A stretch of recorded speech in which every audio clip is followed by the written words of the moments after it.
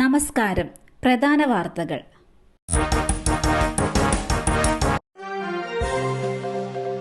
ഇന്ന് വിവാഹം. പാലക്കാട്ടേക്ക് പോയ വിഷ്ണുജിത്തിനെ ഇതുവരെയും കണ്ടെത്താനായില്ല. മലപ്പുറം പള്ളിപ്പുറത്ത് യുവാവിനെ കാണാതായിട്ട് 3 ദിവസം. പള്ളിപ്പുറം കുരുന്തല വീട്ടിൽ വിഷ്ണുജിത്തിനെയാണ് കാണാതായത്. ഇന്ന് വിവാഹം നടക്കേണ്ടതായിരുന്നു. ഈ മാസം 4-ന് പാലക്കാട് പോയതായിരുന്നു. വിവാഹ ആവശ്യത്തിന് പണം സംഘടിപ്പിക്കാനാണ് യുവാവ് പാലക്കാട്ടേക്ക് പോയതെന്നാണ് ബന്ധുക്കൾ പറയുന്നത്. 1 ലക്ഷം രൂപ യുവാവിന്റെ പക്കൽ ഉണ്ടായിരുന്നതായി ബന്ധുക്കൾ പറയുന്നു. സംഭവത്തിൽ പോലീസ് കേസെടുത്തിട്ടുണ്ട്. അന്വേഷണം തുടരുകയാണെന്ന് പോലീസ് അറിയിച്ചു.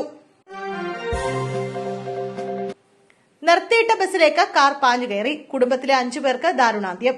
നിർത്തിയിട്ട ബസ്സിലേക്ക് കാർ പാഞ്ഞുകയറിയുണ്ടായ അപകടത്തിൽ 5 പേർ മരിച്ചു. കാർ യാത്രക്കാരാണ് മരിച്ചത്. ആശുപത്രിയിലേക്ക് പോയി വീട്ടിലേക്ക് മടങ്ങുകയായിരുന്നു കാറിലുണ്ടായിരുന്നവർ. തമിഴ്നാട്ടിലെ രാമനാഥപുരത്തിനടുത്ത് ഉച്ചപ്പള്ളി എന്ന സ്ഥലത്താണ് അപകടമുണ്ടായത്. ജ്വല്ലറി ഷോപ്പ് ഉടമയും 2 പെൺമക്കളും അടക്കം 5 പേരാണ് മരിച്ചത്. തമിഴ്നാട് ട്രാൻസ്പോർട്ട് കോർപ്പറേഷൻ ബസ്സിലേക്കാണ് പിന്നാലെ എത്തിയ കാർ പാഞ്ഞുകയറിയത്. യാത്രക്കാരിക്ക് ഛർദ്ദിക്കാൻ വേണ്ടി ബസ് നിർത്തിയപ്പോഴാണ് പിന്നിൽ വന്ന കാർ ബസ്സിലേക്ക് ഇടിച്ചു കയറിയത്. കാർ ഡ്രൈവറും മരിച്ച ജ്വല്ലറി ഷോപ്പ് ഉടമയും ഭാര്യയും പരിക്കേറ്റ് ഗുരുതരാവസ്ഥയിൽ ചികിത്സയിലാണ്. അപകടത്തിൽ കാർ പൂർണ്ണമായും തകർന്നു. മുകേഷിനെതിരായ ആരോപണം സംശയാസ്പദമാണ്. ഇപ്പോഴും നല്ല സുഹൃത്തുക്കളാണെന്ന് മേതിൽ ദേവിക. മുകേഷിനെതിരായ ആരോപണത്തിന്റെ ഉദ്ദേശം സംശയാസ്പദമാണെന്ന് മേതിൽ ദേവിക. ഈ ആരോപണത്തെ തുടർന്നുണ്ടായ കേസിൽ മുകേഷിന് ജാമ്യം ലഭിച്ചു. അതിൽ സന്തോഷമുണ്ടെന്നും മേതിൽ ദേവിക ഒരു മാധ്യമത്തിന് നൽകിയ അഭിമുഖത്തിൽ പറഞ്ഞു. ഞാൻ ഒരിക്കലും മുൻവിധി കൽപ്പിക്കാറില്ല. എന്നാൽ ഇത്തരമൊരു ആരോപണത്തിന്റെ ഉദ്ദേശം വളരെ സംശയാസ്പദമാണ്. വിവാഹമോചിതരാണെങ്കിലും താനും മുകേഷും ഇപ്പോഴും നല്ല സുഹൃത്തുക്കളാണെന്നും മേതിൽ ദേവിക കൂട്ടിച്ചേർത്തു. ട്രെയിനിൽ നിന്ന് മോഷ്ടിച്ച ഫോൺ ചാർജ് ചെയ്യാൻ ശ്രമം. പ്രതിയെ കൈയോടെ പൊക്കി പോലീസ്. കോട്ടയത്ത് ട്രെയിനിൽ നിന്നും മൊബൈൽ ഫോൺ മോഷ്ടിച്ച പ്രതി പിടിയിൽ. മോഷ്ടിച്ച ഫോൺ ചാർജ് ചെയ്യാൻ ശ്രമിക്കവെയാണ് പിടിയിലായത്. RPF crime prevention and detection സ്ക്വാഡാണ് അറസ്റ്റ് ചെയ്തത്.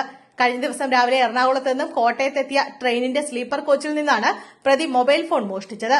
മോഷ്ടിച്ച ഫോൺ റെയിൽവേ സ്റ്റേഷനിൽ വെച്ച് ചാർജ് ചെയ്യാൻ ശ്രമിക്കുന്നതിനിടെയാണ് സംശയാസ്പദമായി ഇയാളെ കസ്റ്റഡിയിലെടുത്തത്. നവജാത ശിശുവിന്റെ മൃതദേഹം കണ്ടെത്തിയ സംഭവം. നിർണായക വിവരം. കുഞ്ഞിനെ പുതപ്പിച്ച തുണി ആശുപത്രിയിലേത്. തൃശൂർ റെയിൽവേ സ്റ്റേഷന്റെ മേൽപ്പാലത്തിൽ നവജാത ശിശുവിനെ ബാഗിനുള്ളിൽ കണ്ടെത്തിയ സംഭവത്തിൽ കൂടുതൽ വിവരങ്ങൾ പുറത്ത്. കുഞ്ഞിനെ പുതപ്പിച്ച തുണി ആശുപത്രിയിലെ തുണിയാണെന്നാണ് ജില്ലാ ആശുപത്രിയിലെ ഡോക്ടർമാരുടെ നിഗമനം. കേസിൽ നിർണായക തെളിവാണിത്.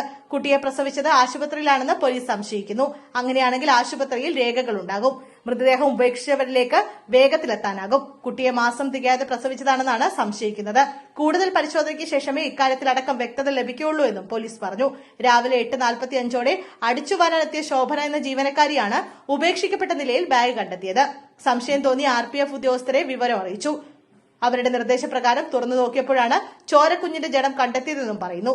ജനിച്ച് 1 ദിവസം മാത്രം പ്രായമായ കുഞ്ഞിന്റെ മൃതദേഹമാണ് എന്നാണ് സംശയം. മൃതദേഹം ജില്ലാ ആശുപത്രി മോർച്ചറിയിലേക്ക് മാറ്റി. പോലീസ് അന്വേഷണം ആരംഭിച്ചു.